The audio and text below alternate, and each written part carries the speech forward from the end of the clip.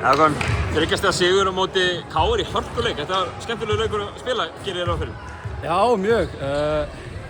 Mjög skemmtilegur, mikið af fólki, hratt tempó, mikið af skúri, bara, skemmtilegt.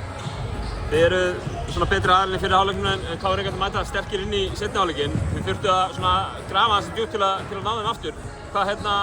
Hvað var það sem fóruð í gegnum og breyttuð svona til að ná þessu? Við breyttum aðeins vörninni. Síðustu 5 mínúturnar fórum við aðra pick and roll vörn sem gekk frekar vel. Þá fóru þeir meira í að reyna að fara 1 á 1 og tók aðeins erfiðari skot.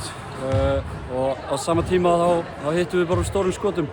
Og já, við leiðum leikina því að við erum að hitta vel í fyrri hálfleik og svo koma þeir út með gott run.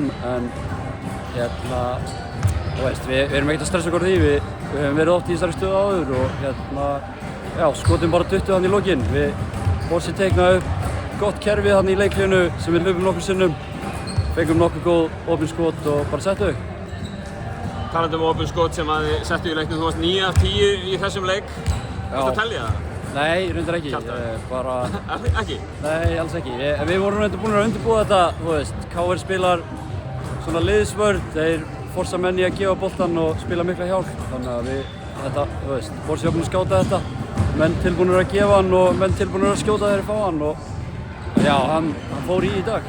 Gaman að sjá Getur Hooligans mætta hérna svona, þú veist, greinilega vera svona að hita upp fyrir úrslitakeppnina. Er ekki gaman að fá lætin hérna inn í leikin? Jú, og það var svona kannski playoffs feelingur í þessu, svona aðeins meira physical, aðeins harðari lína og sem að, gerir þetta bara skemmtilegra og þetta er einmitt það sem að býst við frá Hooligansunum, það er svona læti. Takk fyrir Hákon og til hamingju með sigur. Takk.